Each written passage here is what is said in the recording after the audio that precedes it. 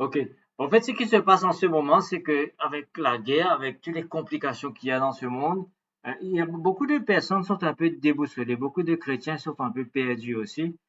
Il y en a qui savent pas trop comment interpréter les choses, qu'est-ce qu'il faut faire, est-ce qu'ils ont peur ou pas.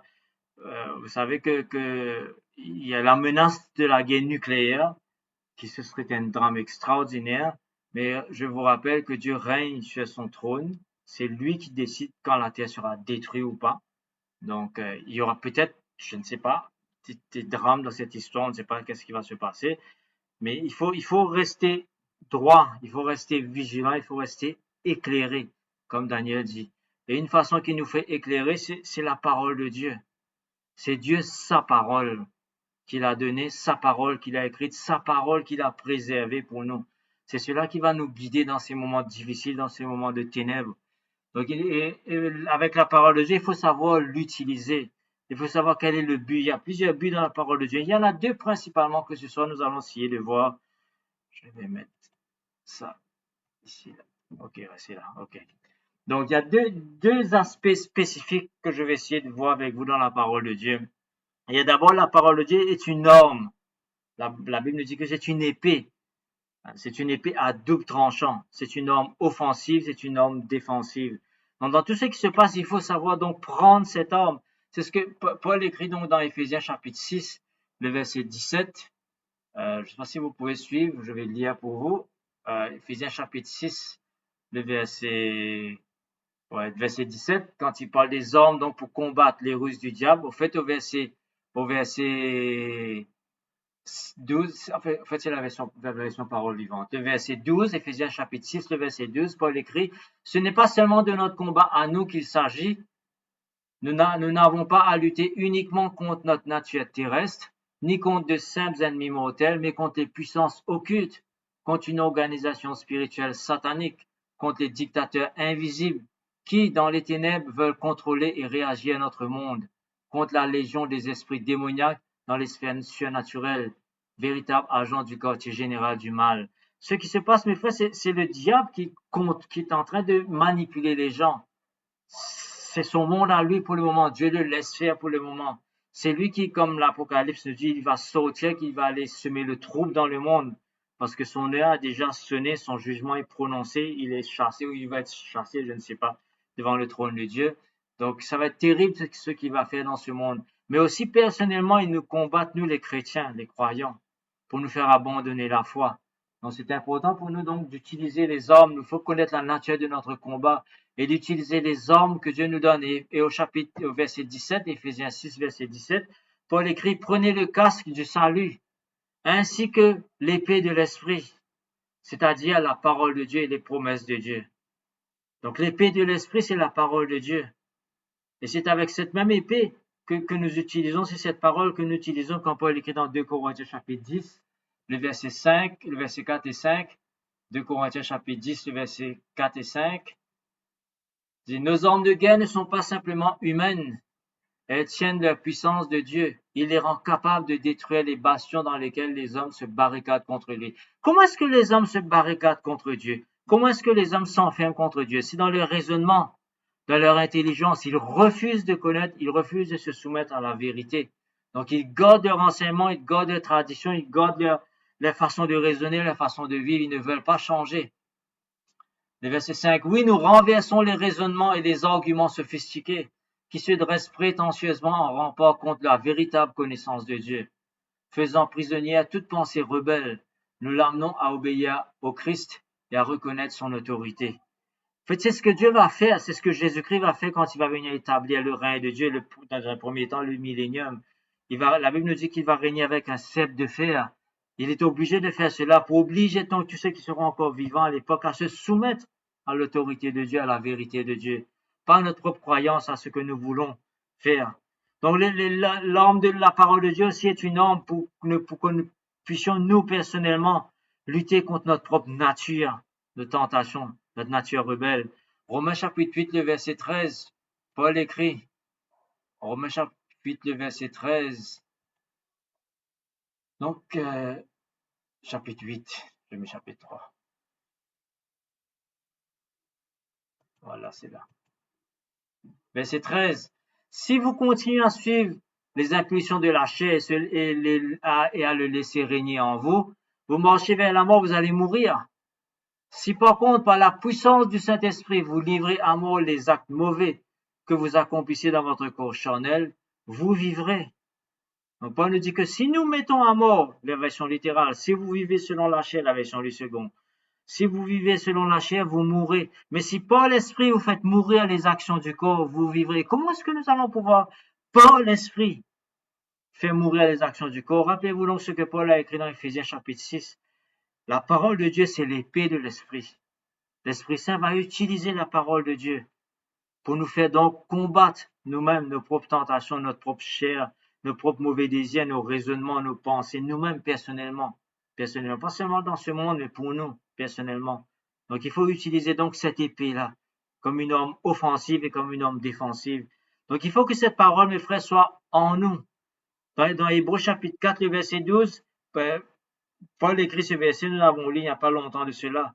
Car la parole de Dieu est vivante et efficace, la version du second, plus tranchante qu'une épée quelconque à deux tranchants, pénétrante jusqu'à partager âme et esprit, jointure et moelle. Elle juge les sentiments et les pensées du cœur. Il y a quelque temps de cela dont j'ai parlé sur ce verset. Mes frères, il faut nous exposer à la parole de Dieu. Il faut nous exposer volontairement à la parole de Dieu parce que la parole de Dieu va révéler nos pensées, va révéler nos sentiments, va révéler nos intentions. Dieu va juger par sa parole. C'est par cela, donc à ce moment-là, nous pourrons utiliser l'épée de l'esprit. Qu'est-ce que Dieu dit? Qu'est-ce que Dieu pense dans telle situation? Qu'est-ce qui est bien? Qu'est-ce qui n'est pas bien? Qu'est-ce qu'il faut penser? Qu'est-ce qu'il faut dire? Qu'est-ce qu'il ne faut pas dire? Qu'est-ce qu'il faut regarder? Qu'est-ce qu'il ne faut pas regarder? Il faut aller à la lumière de la parole de Dieu. Il faut l'utiliser donc comme une épée à ce moment-là. Donc là, nous combattons, nous luttons en utilisant cette épée. Et aussi la parole de Dieu dans sa deuxième fonction, ce qu'il fait, c'est qu'il nous nourrit. Et ça, c'est très, très important. C'est très important cela. Jésus-Christ donne une parabole, je ne sais pas si vous vous rappelez de cette personne donc il a nettoyé sa maison, il avait des démons dans son cœur, dans sa vie. Il a été nettoyé, il a été purifié. Hein, tous les démons ont été chassés. Sa maison est une maison propre. Propre, son cœur était propre. Il n'y avait plus rien de sale, plus rien de mauvais, mais vide. Vide. Et puis Jésus-Christ nous dit, les démons sont revenus pour prendre visite après. Ils ont vu qu'il y avait de la place, parce que la maison était vide. Il n'y avait pas d'autres invités, il n'y avait personne d'autre pour occuper le cœur de cette personne, si vous voulez. Ils sont venus, ils sont allés chercher du renfort, ils sont venus pour re-envahir la première demeure. Et Jésus-Christ nous dit que la condition de la dernière condition est pire qu'au premier moment. Donc c'est important, mes frères, que quand nous devenons chrétiens, il faut nous nourrir de la parole de Dieu. Il faut nous nourrir. Dans Jean chapitre 6, le verset 63, c'est un de mes versets favoris de la Bible, de la parole de Dieu. Jésus-Christ nous dit, c'est l'esprit qui vivifie. C'est l'esprit qui donne la vie. C'est l'esprit qui nourrit. Il dit, la chair ne sert de rien. Vous vous rendez compte de ce que Jésus-Christ nous est en train de dire? La chair ne sert de rien. La chair est mortelle. La dernière fois, nous avons parlé de la chair. Vous vous rappelez qu'il faut malgré tout sanctifier la chair, même si le fait qu'elle va être détruite, même si le fait qu'elle va être anéantie, elle va faire finir parce que Dieu va nous ressusciter avec un corps glorieux. Jésus-Christ ici nous dit que la chair ne sert de rien, mais il faut quand même marcher dans la sanctification. C'est ce que Paul nous a dit, ce que nous avons lu dans Romains chapitre 8, le verset 13. Il faut faire mourir les actions du corps.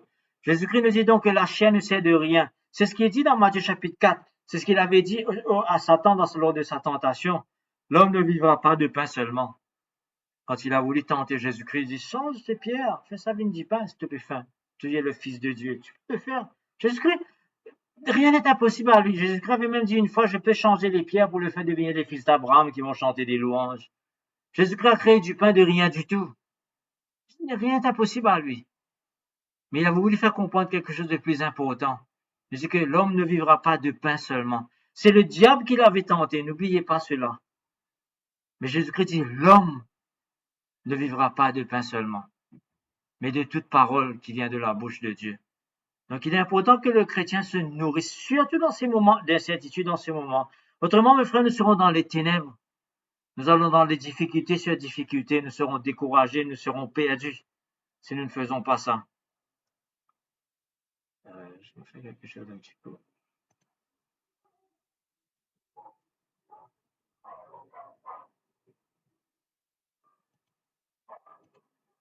Ok. Ok.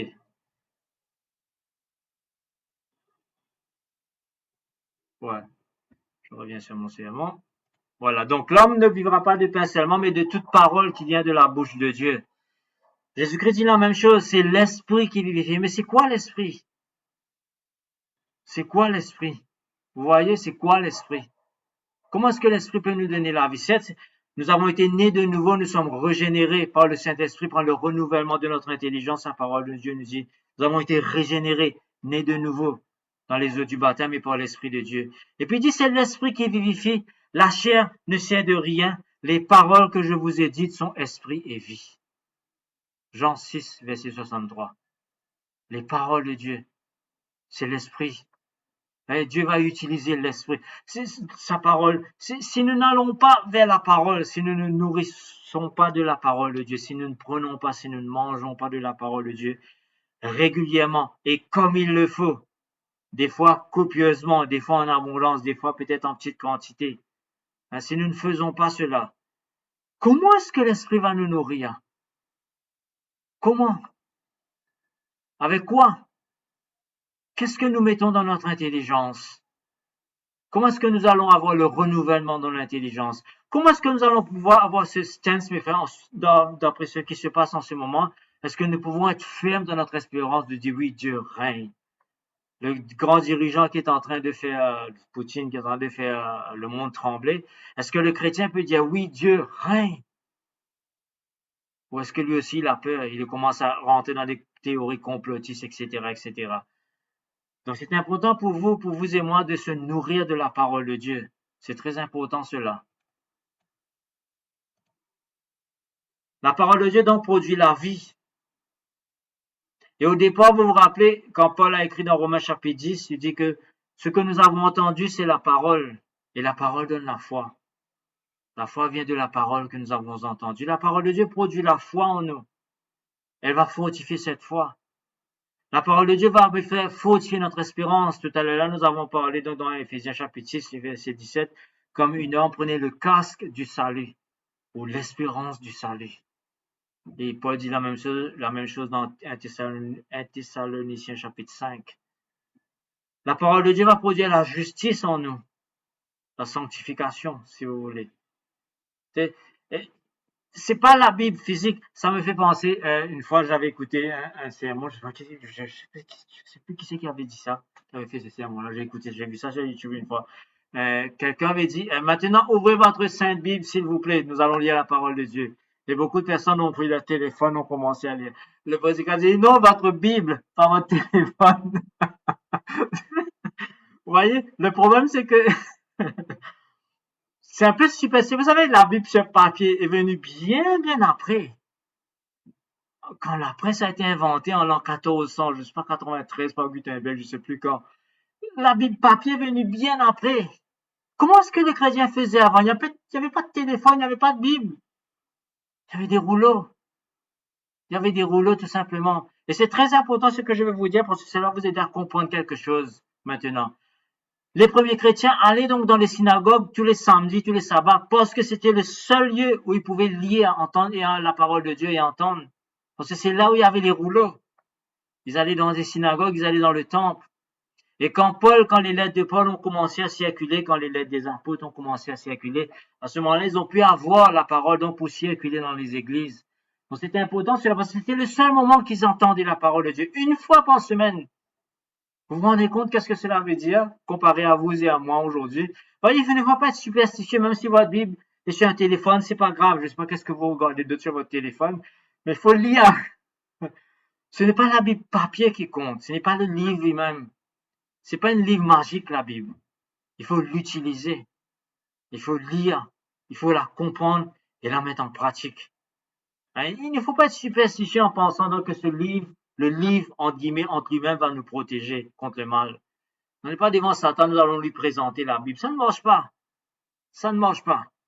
C'est l'Esprit de Dieu en nous qui va utiliser la parole que nous avons en nous, qui va nous aider donc à surmonter, à vaincre, à nous défendre, à nous protéger, et aussi à grandir, donc à nous nourrir.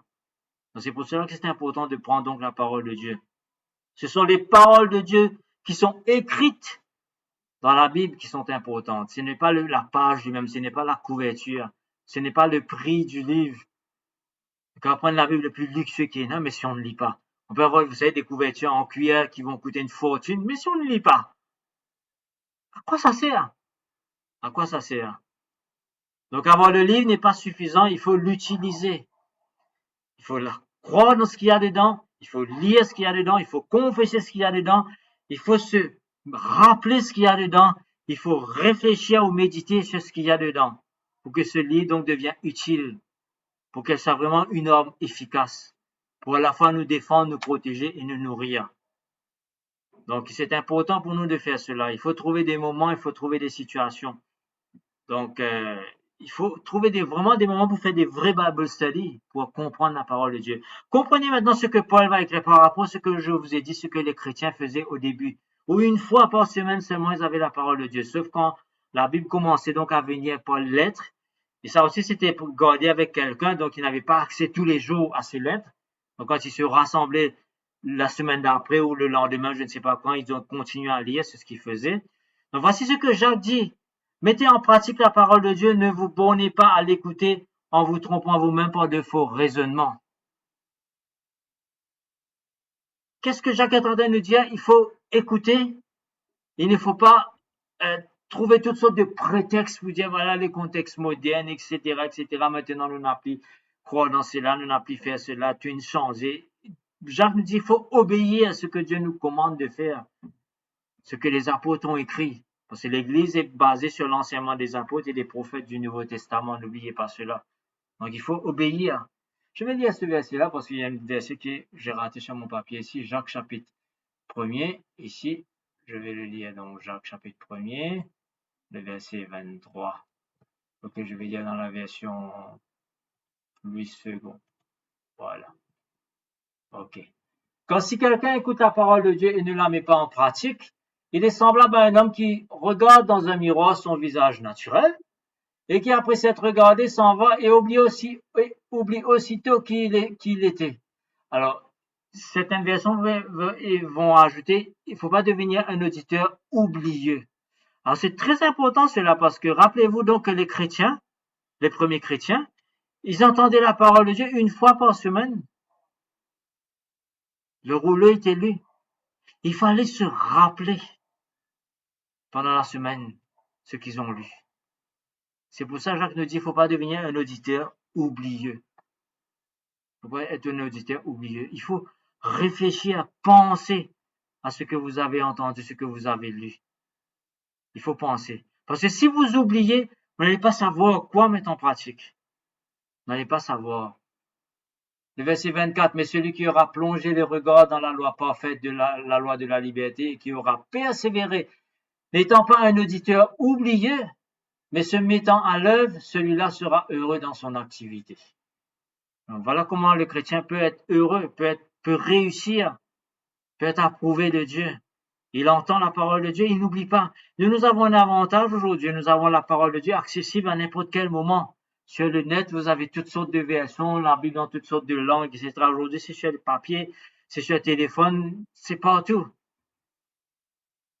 Mettez-vous à la place des premiers chrétiens. Mettez-vous à la place de ces gens qui n'avaient pas de livre. Et mettez-vous à la place de ceux à qui on interdisait de lire la parole de Dieu en privé par la suite. C'était réservé à une élite seulement. Mettez-vous à la place de ces chrétiens-là. Ils ont été persécutés, ils ont été tués, massacrés à cause de cela. Il y en a qui ont été tués, on a brûlé leur Bible. Des chrétiens ont brûlé la Bible des chrétiens. Des chrétiens entre guillemets. Parce qu'ils ont la parole de Dieu. Vous imaginez ce que Jacques est en train de dire par rapport à notre situation, par rapport à leur situation. Quel avantage que nous avons. Donc c'est important pour nous donc, mes frères, de utiliser la parole de Dieu le plus possible, surtout en ces temps où nous sommes. Donc Jacques nous dit donc que nous ne devons pas être un auditeur oublieux. Donc il faut penser, il faut réfléchir, Il faut mémoriser la parole de Dieu.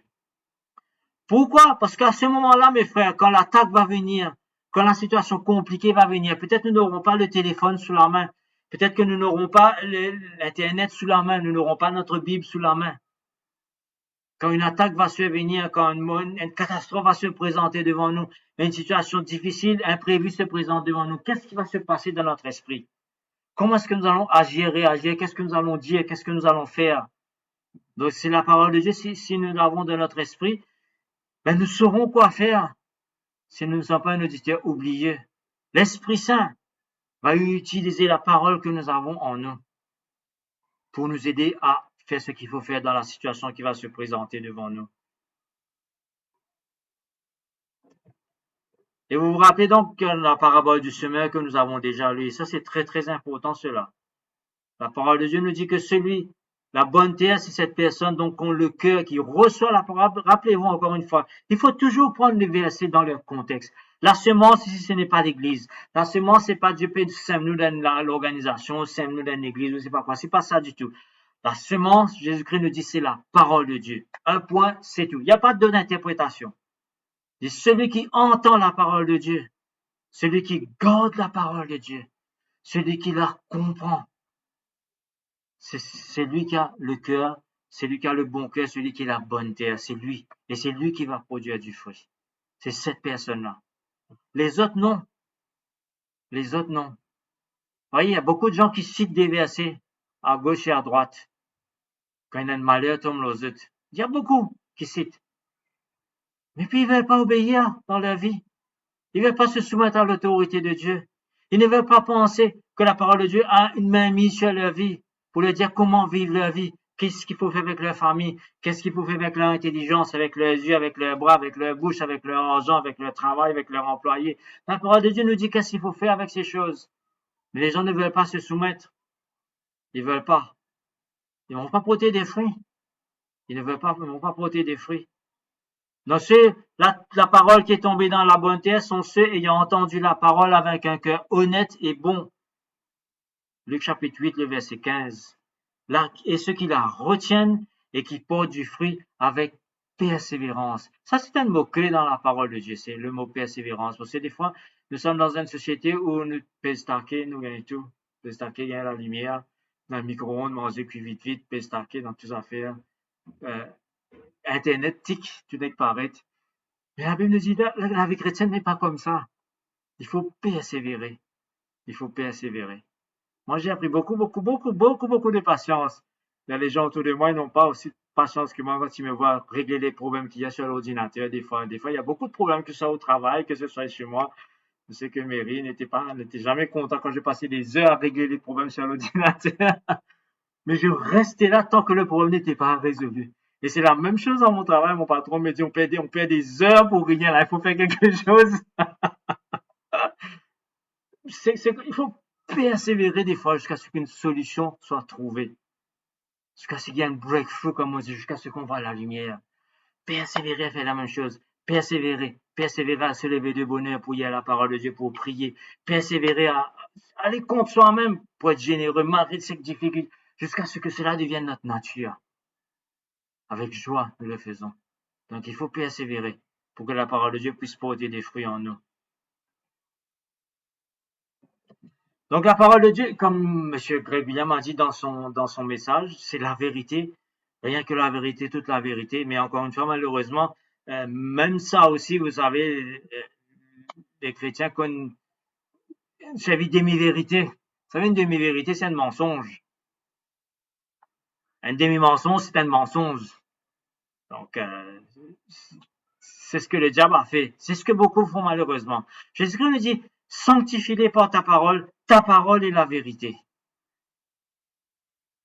Vous savez, aujourd'hui, malheureusement, il y a beaucoup de chrétiens, ils ne croient plus que la parole de Dieu, c'est l'autorité de Dieu. C'est la parole de c'est Dieu lui-même qui parle. Il y a une autorité sur leur vie, sur la façon de vivre. Beaucoup ne croient plus. Beaucoup ne croient plus. Vous savez qu'une grande partie des chrétiens ne croient plus que Jésus-Christ va retourner. Ils ne croient plus. Ils croient que le royaume de Dieu maintenant, par des mauvais enseignements, va continuer sur la terre. Ils ne lisent pas. Ce qui se passe en ce moment les fait frémir, parce qu'ils ne savent pas trop quoi penser. Ils ne savent pas trop. Ils ne savent pas trop à quoi s'attendre. Pourtant, Jésus-Christ, dans Matthieu chapitre 9, Hébreux chapitre 9, la dernière fois, nous avons parlé de cela. Jésus-Christ revient pour ceux qui l'attendent. Pour ceux qui l'attendent. Donc, Jésus-Christ, donc, dit dans Jean chapitre 17, verset 17, ta parole est la vérité. Sanctifie-les par ta vérité. C'est la parole de Dieu, mes frères, qui va nous changer. C'est la vérité de la parole de Dieu qui va nous transformer. Et dans Éphésiens chapitre 4, les versets 20 à 24, peut-être c'est bon de lire ce verset. Éphésiens chapitre 4, le verset 20 à 24, dans la version Louis II. Mais vous, ce n'est pas ainsi que vous avez appris Christ, si du moins vous l'avez entendu, et si conformément à la vérité qui est en Jésus-Christ, c'est en lui que vous avez été instruits à vous dépouiller, eu égard à votre vie passée du vieil homme qui se corrompt par les voitures trompeuses, et à être renouvelé dans l'esprit de votre intelligence, et à revêtir l'homme nouveau créé selon Dieu dans une justice et une sainteté que produit la vérité. Et Dieu veut, mes frères, nous transformer, nous changer de l'intérieur, du fond en comble. Dieu veut nous changer totalement pour lui faire ressembler totalement à lui-même, à son Fils Jésus-Christ. Il est en train de travailler en nous. Mais l'homme qu'il utilise, c'est sa parole. C'est sa parole qui produit en nous la justice, la sainteté. Et sa parole est la vérité. Et nous allons lire ce passage dans Jean chapitre 8. C'est une des passages encore qui est malheureusement utilisé hors de son contexte bien souvent. Jean chapitre 8, le verset 31 à 37. Donc Jean chapitre 8, le verset 31 à 37, c'est un passage assez extraordinaire. Jésus-Christ donc avait une grande discussion avec les pharisiens en fait. Et j'ai beaucoup, tu dis même pharisiens, vous êtes aveugles, etc. Vous avez les autres poumons dans votre péché, vous pas les vignes vers moi, etc. C'était après la guérison miraculeuse, donc l'aveugle que Jésus avait mis de la bouche à ses yeux qui était guéri. Il y avait une grande discussion donc entre les pharisiens et Jésus-Christ. Ils ne croyaient pas donc que Jésus-Christ avait ce pouvoir-là. Et puis, verset 30, comme Jésus parlait ainsi, plusieurs crurent en lui. Donc plusieurs personnes ont cru en Christ. Parce qu'ils ont vu le miracle. Ils ont entendu ce que Jésus-Christ a dit. Il y avait des discussions entre les pharisiens. Ils même dit, comment est-ce qu'un pécheur peut faire un miracle pareil? Certains disent, oui, c'est vraiment le Messie, s'il vient vraiment de Dieu. D'autres disent, non, c'est un démon, etc. Donc il y avait des grandes discussions. Donc il y en a qui ont cru en Jésus-Christ. Et le verset 31, et il dit aux Juifs qui avaient cru en lui. Qu'est-ce que Jésus-Christ dit aux Juifs? Et ça, c'est très, très important, cela. Si vous demeurez dans ma parole, vous êtes vraiment mes disciples. Vous connaîtrez la vérité, et la vérité vous affranchira. Oui, mes frères, la vérité ne vient pas tac d'un seul coup. Quand on est converti nouveau, quand on est nouveau dans la parole de Dieu, quand on est un enfant, un bébé, on grandit, on avance. Pour cela, il faut demeurer dans la parole. Il faut apprendre.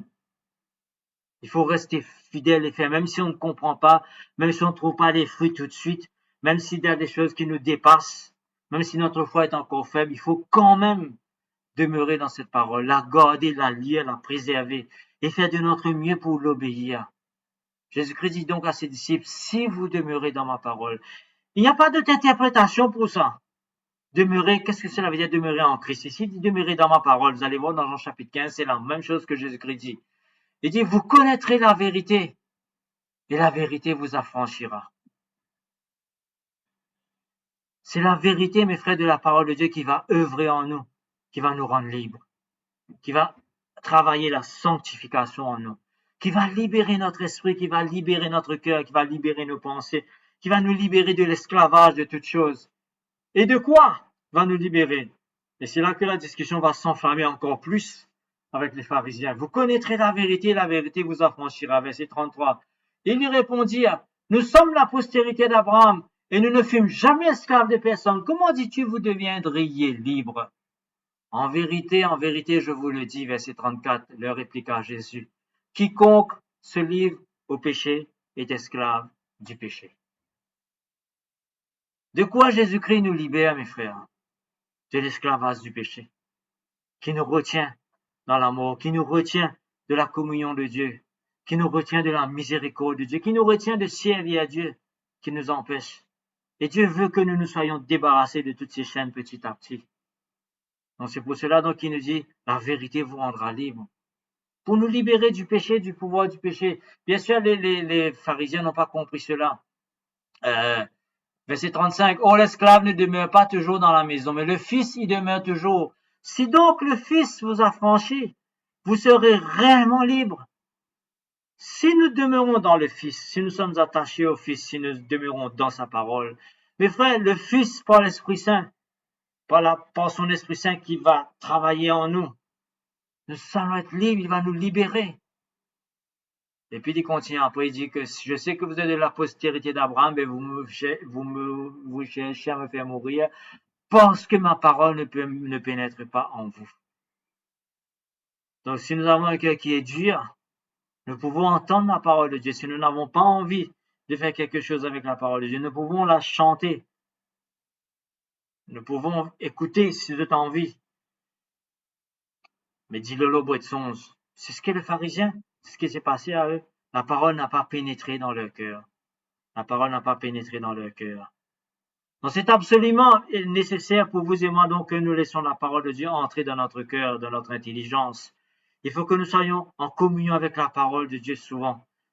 Donc il faut que notre intelligence soit renouvelée selon ce que la parole de Dieu nous dit. Il faut que cette parole donc transforme notre cœur, transforme notre personnalité, transforme nos émotions, transforme nos désirs, transforme nos raisonnements, transforme nos habitudes, notre mémoire, transforme nos traditions, etc. Il ne faut pas nous dire, ancien, tu es comme ça, moi, pour être comme ça. Non.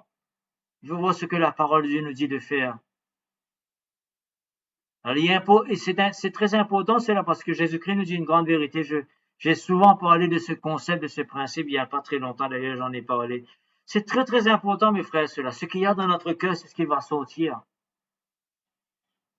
C'est ce qui va se manifester dans nos bouches. C'est ce qui va se manifester dans nos actions. C'est ce qui va se manifester dans nos pensées, dans nos attitudes, dans nos regards, dans notre caractère. Ce qu'il y a dans notre cœur. Jésus-Christ nous dit ce qu'il y a dans le cœur de l'homme, les choses mauvaises vont sortir. Et c'est ça qui suit l'homme. Donc il est important donc que notre cœur soit renouvelé, soit transformé. Il est important, et c'est ce que Paul dit dans Romains chapitre 12, le verset 2. Nous connaissons très bien ce verset. Soyez renouvelés dans votre intelligence. Soyez transformés dans votre intelligence. Paul nous dit, Romains chapitre 12, le verset 2. Soumettez-vous à la parole de Dieu. Laissez la parole de Dieu vous changer, vous transformer. Surtout en ces moments où il y a beaucoup d'incertitudes, parce que il y a beaucoup de ténèbres en ce moment. Mais les chrétiens devraient voir clair. Les chrétiens devraient voir clair et savoir où ils vont, ce qu'ils doivent faire. Nous devons essayer, peut-être nous sommes encore dans une situation un peu correcte. Mettez-vous à la place des chrétiens au temps de Paul, où il y avait l'empereur fou, Néro, qui gouvernait. Et ce qu'il a fait aux chrétiens, c'était un empereur criminel. Il prenait plaisir à les brûler, à les jeter en pâture. Il voulait reconstruire sa ville de Rome. Il était mégalomane. Il voulait rebâtir Rome dans sa vision, etc. Il a fait mettre le feu. Ça avait détruit 2 tiers de la ville de Rome. Et puis il a fait accuser les chrétiens pour les persécuter, les mettre à mort par la suite. On peut essayer d'imaginer ces chrétiens-là, comment ils vivaient, qu'est-ce qu'ils pensaient. Qu'est-ce qu'ils pensaient? C'est pour ça que Paul écrit certaines choses aux Romains. Il dit, la nuit est fort avancée. Il dit, la nuit, nous sommes donc profondément dans la nuit, mes frères. C'est ce que Paul le disait. Il dit, mais le jour va se lever bientôt. Le jour va se lever. Peut-être nous sommes dans la même situation, nous ne savons pas. Donc c'est important que les chrétiens connaissent la parole de Dieu. Nous allons terminer, il y a 2 passages à lire. Proverbe chapitre 4 avant de terminer. Proverbe chapitre 4, le verset 20 à 23. Je vais lire dans la version Louis II. C'est un verset assez extraordinaire ce que le Proverbe écrit ici. Peut-être que vous avez lu cela dans les leçons. Proverbe chapitre 4, le verset 4 et puis le verset 20 à 23. Ok, que ton cœur retienne mes paroles. Observe mes principes, mes préceptes et tu vivras. Mon fils, sois attentif à mes paroles, le verset 20. Prête l'oreille à mes discours, verset 21. Qui ne s'éloigne pas de tes yeux. Garde-les dans le fond de ton cœur. Car c'est la vie pour ceux qui les trouvent. C'est ce que Jésus-Christ a dit. Vous vous rappelez Jean chapitre 6, le verset 3, le verset 63. La parole est esprit et vie. Garde-les dans les fonds de ton cœur, car c'est la vie pour ceux qui les trouvent, c'est la santé pour tout leur corps. Et le verset 23, garde ton cœur. Garde ton cœur. Mes frères, faites attention à ce que nous mettons dans notre cœur, à ce que nous mettons dans notre intelligence, parce que cela va descendre dans notre cœur, dans notre raisonnement, dans nos sentiments. Cela va affecter notre vie, que nous le voulions pas, que nous le croyions pas. Ce que nous allons mettre dans notre intelligence va affecter notre vie, d'une manière ou d'une autre, en bon ou en mal. Cela va influencer notre vie. C'est pour cela donc que le proverbe Salomon nous dit, garde ton cœur plus que toute autre chose. Veille sur ton cœur. Veille sur ton cœur. Fais attention à ce qu'il y a. Car de lui viennent les sources de la vie. Et si on prend la parole de Jésus-Christ avec ce verset-là, on peut aller de ton cœur viennent les sources de la vie, ou de ton cœur viennent l'amour aussi. Parce que s'il y a des choses de mauvaises dans notre cœur, c'est ça qui va sortir. C'est ce que Jésus-Christ nous dit. Si notre cœur n'est pas en bonne santé, quand je ne parle pas du cœur physique, je parle de notre intelligence, de notre raisonnement. Ce qu'il y a dans notre intelligence, c'est ça qu'il faut renouveler, il faut changer. Donc il faut nous appliquer, donc mes frères, à garder la parole de Dieu, à nous exposer à cette parole, à la lire, à la méditer, à l'utiliser pour pouvoir l'utiliser comme une épée et aussi pour nourrir notre vie spirituelle. C'est très très important cela. Ce que j'ai fait ce soir, c'est simplement une révision parce que c'est tellement important en ce moment, avec tout ce que nous entendons, tout ce qui se passe, tout ce qui se dit sur le net, tout ce que nous pouvons lire et entendre dans toutes sortes de sermons. Il y a beaucoup d'erreurs en ce moment qui circulent, qui découragent les chrétiens, qui nous font tomber, qui nous font dire et faire des choses qu'il ne faut pas malheureusement. Quand les premiers problèmes arrivent, malheureusement, beaucoup abandonnent. C'est ce que Jésus-Christ dit dans la parole du semeur. Donc Jésus-Christ nous dit donc que ceux qui retiennent sa parole et qui, par la pratique de cette parole, eux, ils vont produire des fruits. C'est eux qui vont produire des fruits. C'est eux qui vont glorifier Dieu. Ils vont glorifier Dieu, certes, par des cantiques, nous glorifions Dieu de tout notre cœur parce que notre cœur est tellement bon, tellement dans la joie, tellement reconnaissant. Nous sommes tellement proches de Dieu, en communion avec Dieu, que nous allons glorifier Dieu par des cantiques. C'est ce qui va se passer, au fait. Des fois, nous pouvons voir où est la place des cantiques dans nos cœurs, dans nos vies. C'est là que nous pouvons examiner, mais qu'est-ce qu'il y a dans mon cœur? Qu'est-ce qu'il y a dans mon cœur? Et puis les fruits que nous allons porter, les bons fruits, les fruits de l'esprit, les fruits de la générosité, les fruits de la bonté, de l'humilité, de la patience, les fruits de la générosité, les fruits de la maîtrise de soi, les fruits de la fidélité, les bons fruits qu'il faut porter dans sa vie. Jean chapitre 15, versets 1 à 10 que nous allons lire et puis nous allons terminer par ça. Donc, voyez voir ce que Jésus-Christ nous dit dans Jean chapitre 15. C'est un passage que nous connaissons très bien. Mais c'est juste pour vous dire, mes frères, ce que Jésus-Christ est en train de parler ici, c'est notre relation avec sa parole. Ce n'est pas seulement sa personne. Il faut avoir une relation avec sa personne, mais ça ne sert à rien d'avoir une relation avec sa personne. Et c'est là l'erreur de beaucoup de chrétiens. Nous sommes sentimentalistes au lieu de faire des sacrifices pour servir Dieu. L'amour agapé, c'est avant tout des sacrifices. Et malheureusement, comme vous allez comprendre, voir dans beaucoup de cantiques sont sentimentalistes. C'est bon, parce que ça joue sur nos émotions. Mais il faut chanter aussi les vérités qui sont dans la parole de Dieu, sans être nécessairement sentimentaliste. Il faut chanter ce qu'il y a dans la parole de Dieu. Il ne faut pas chanter seulement I love you Jesus à longueur de journée et puis c'est tout. Ça ne sert à rien. Qu'est-ce que cela veut dire I love you Jesus? Je t'aime Jésus. Qu'est-ce que cela veut dire en réalité? C'est ce que Jésus-Christ explique ici, dans ce passage. C'est pas un passage sentimentaliste du tout. Certains disent il faut passer son temps à méditer avec le Seigneur. C'est pas ça du tout. Il faut passer son temps à prier le Seigneur. C'est pas ça. Il faut prier, je ne dis pas non. Mais ce passage ne parle pas de cela. Ce n'est pas cela le contexte. Le contexte, c'est notre relation avec sa parole. C'est ce que nous allons lire dans Jean chapitre 15, versets 1 à 10. Ce sera la version Louis II et le verset 16 aussi que nous allons terminer par cela. Je suis le vrai sceptre et mon Père est le vigneron.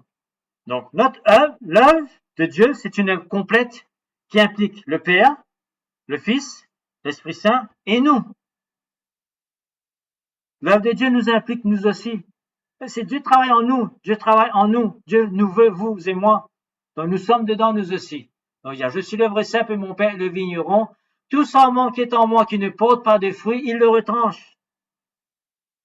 Il dit donc, s'il y a une branche dans cet arbre qui ne porte pas de fruits, c'est la vigne surtout qui parle ici.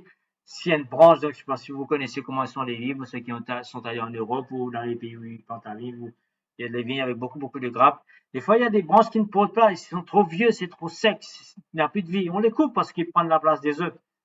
Ils prennent de la nourriture pour rien. Donc on les coupe, c'est ce qui se passe ici. Tout sarment qui est en moi qui ne porte pas de fruits, il le retranche, et tout sarment qui porte du fruit, il l'émonde. Donc quand on a fini de tailler, on a coupé les grappes, il faut nettoyer après, pour qu'il y ait plus d'espace, pour que les fruits, pour les grappes de raisin puissent encore pousser, pour qu'il y ait de l'espace. Donc afin qu'ils portent encore plus de fruits. Vous voyez mes frères, quand je vous ai dit au début, il faut avoir la persévérance. C'est dur. Parce que des fois, nous pensons, ok, j'ai vaincu cela, j'ai pu faire cela, gloire à Dieu. Et puis, paf, et le problème vient. Vous voyez, ce que Dieu veut, c'est que nous continuions à porter des fruits. Nous progressons, nous avançons. Nous ne restons pas sur nos victoires passées. Hein? Si nous avons porté des fruits, gloire à Dieu. Mais il faut encore porter beaucoup de fruits devant. Donc, il va nous couper encore un peu plus. Déjà, vous êtes plus à... Pourquoi? À cause de la parole que je vous ai annoncée. À cause de la parole. À cause de la parole, mes frères. Déjà, vous êtes plus à cause de la parole que je vous ai annoncée. Demeurez en moi et je demeurerai en vous. Comme le sarment ne peut de lui-même porter du fruit s'il ne demeure attaché au cep, ainsi vous ne le pouvez non plus si vous ne demeurez en moi. Ok, qu'est-ce que ça veut dire demeurer? Nous allons voir. Jésus-Christ est en train d'expliquer, ok, dit, si vous voulez porter du fruit, il faut rester attaché. Donc, au tronc, il faut rester attaché. Parce que si nous sommes détachés, ben, il n'y aura pas de nourriture, il n'y aura pas de flot. Si nous n'avons pas de communion avec le Christ, mes frères, il n'y a aucune nourriture pour passer. Si nous ne sommes pas exposés à la parole de Dieu, où sera notre nourriture? Il faut se poser la question. Si un arbre, mon papa, il commence à papa, là-bas, il commence mieux, s'il paraît s'attacher, ben, pas pour un papa. Ben, bon, ça, vraiment, papa, là, vous poussez, il peut tomber, il vous finit. Hein? Donc, il a besoin de la nourriture. C'est exactement ce que Jésus-Christ est en train de dire. Et puis, il dit, je suis le cep. Jésus-Christ donc décrit maintenant cette parabole d'une certaine façon. C'est moi le cep, le tronc principal. C'est moi donc qui va distribuer la nourriture. Mais vous êtes les feuilles, les branches. Vous êtes les sarments. Nous. Donc Dieu, mes frères, dans sa bonté, dans sa miséricorde, nous a inclus dans son œuvre. Il nous a inclus dans son plan. Il nous a fait devenir des branches. C'est une grâce que Dieu nous a accordée. Donc vous êtes les sarments. Celui qui demeure en moi et en qui je demeure porte beaucoup de fruits. Si nous restons attachés à l'arbre, et si nous, mes frères, prenons Jésus-Christ et sa parole, nous le faisons demeurer dans nous, nous allons porter du fruit. Car sans moi, vous ne pouvez rien faire. Si quelqu'un ne demeure pas en moi, il est jeté dehors. C'est inutile. Une branche qui n'est pas attachée à... Je pense que des cyclones fait passer, nous trouvons une branche qui est tombée. Qu'est-ce qu'on fait? Ben, on les brûle. C'est inutile. C'est ce que Jésus-Christ est en train de dire ici. Si quelqu'un ne demeure pas en moi, il est jeté dehors comme le sarment et il sèche. Puis on ramasse les sarments et on les jette au feu et ils brûlent parce qu'ils ne servent à rien. Dans le royaume de Dieu, ces personnes-là ne servent à rien. Ils sont inutiles. Si vous demeurez en moi et que mes paroles demeurent en vous, demandez ce que vous voudrez. Ça, c'est un verset sur lequel il faut revenir. Demandez ce que vous voudrez et cela vous sera accordé. Au fait, c'est lié tout cela, mais c'est un verset sur lequel il faudra que je revienne. Qu'est-ce que cela veut dire? Parce que c'est un verset qui a fait trébucher bon nombre de personnes. Il dit, si vous demeurez en moi et que mes paroles demeurent en vous, demandez ce que vous voudrez et cela vous sera accordé. Nous allons revenir sur ce verset. Si vous portez beaucoup de fruits, c'est ainsi que mon Père sera glorifié et vous serez mes disciples. Au fait, mes frères, c'est quand nous sommes attachés à Christ, si nous nous attachons à la parole de Dieu, si nous sommes attachés à Christ et que sa parole est en nous et que nous sommes en Christ, c'est à ce moment-là que nous pourrons réellement demander tout ce que nous avons besoin pour servir Dieu, pour vivre pour Dieu. Tout ce que nous avons besoin.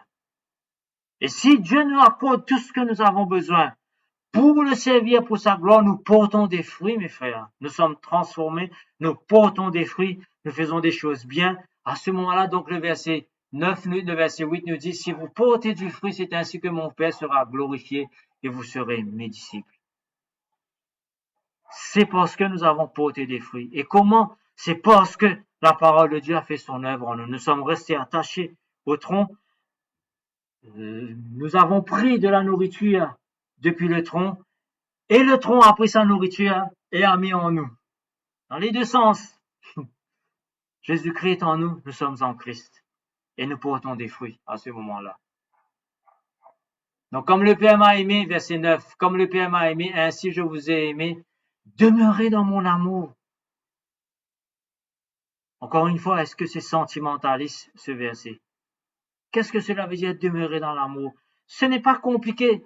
Tout ce passage est en train de suivre son contexte. Dans Jean chapitre 14, Jésus-Christ a parlé. Qu'est-ce que cela veut dire demeurer dans mon amour? Qu'est-ce que cela veut dire? Verset 10. Si vous gardez mes commandements, vous demeurez dans mon amour. C'est tout. Il n'y a rien à interpréter. Il n'y a rien de plus simple et de plus direct que cela. Si vous gardez mes commandements, vous demeurez dans mon amour. Ce n'est pas sentimentaliste, ce verset. Je sais qu'on parle beaucoup de la grâce, surtout dans GCI. On parle beaucoup. Mais il est important aussi, mes frères, de parler de l'obéissance. De l'obéissance que Dieu attend de nous. Autrement, nous sommes inutiles. À quoi va servir la grâce?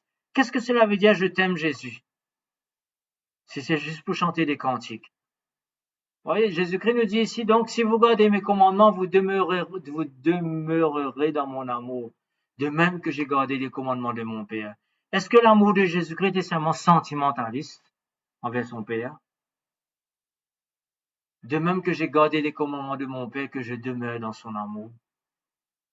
Il y a une affection, un lien spécial entre lui et le Père. Pourquoi?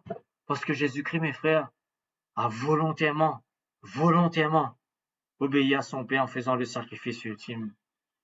Il est allé jusqu'au bout en obéissant à son Père. Et le verset 16, ce n'est pas vous qui m'avez choisi, mais moi je vous ai choisi. Vous voyez, c'est une grâce que Dieu nous a établie. Je vous ai établi afin que vous alliez et que vous portiez du fruit. C'est la volonté de Dieu que nous portions du fruit, que nous soyons transformés, que nous soyons changés au moyen de sa parole de Dieu. Et que votre fruit demeure, afin que ce que vous demanderez au Père en mon nom, il vous le donne. Nous allons revenir sur ce verset. C'est un verset extraordinaire si nous pouvons comprendre ce que cela veut dire. Donc voilà un peu ce que je voulais vous dire ce soir, mes frères. Dans ce petit message, il est déjà 9h30. L'importance et l'utilité, comment utiliser la parole de Dieu de ces deux façons, dans la façon défensive, attaque, mais aussi la façon pour nous nourrir. C'est tellement important cela, surtout en ce moment. Donc il est important que je prie et j'espère que vous tous vous êtes attachés à la parole de Dieu. Vous l'utilisez tous les jours. Si vous n'avez pas cette habitude, essayez de le prendre, de rebâtir cette habitude. C'est important cela. C'est très nécessaire. Parce que tout ce qui va se passer, beaucoup de choses vont se passer. Il faut savoir quoi faire, quoi dire dans ce qui va se passer. Nous ne savons pas. Il y aura beaucoup de complications dans ce monde. Beaucoup de difficultés vont venir. Il y aura beaucoup de grands troubles qui vont venir. Et souvent, je vous cite ce verset-là, mais c'est tellement une vérité, nous l'avons vu encore une fois, c'est arrivé. Personne ne s'attendait à une crise comme cela. Absolument personne. Et qu'est-ce que Paul écrit? Quand les hommes diront paix et sécurité, une ruine soudaine s'abattront sur eux. Mais frère, il ne faut pas se fier à la sécurité dans ce monde, à la paix de ce monde. C'est pour cela qu'il est important de connaître la parole de Dieu, de connaître ce que Dieu dit. Il est important d'avoir la paix, la vraie paix de Dieu en vous. Aujourd'hui, comment est-ce que les hommes font la paix? C'est assez comique. Au lieu d'essayer de négocier la paix, ils envoient des hommes dans le pays pour combattre tout à l'heure encore plus. Mais quand ils n'ont pas la paix, c'est ce que les hommes font. Ils veulent faire la paix par la guerre. Mais en fait, il y aura une grande guerre à la fin. Il y aura une grande guerre. qui va emmener la véritable paix, parce que tous les armées du monde seront détruites, etc. Tous les hommes seront détruits. La terre sera purifiée entièrement. Ça, c'est après le millénium, la deuxième partie, etc. Donc voilà donc mon message de ce soir. J'espère que cela vous a aidé donc à réfléchir, à prendre des bonnes décisions dans notre vie. J'espère que cela vous a aidé et que Dieu vous bénisse donc pour ces paroles. Amen.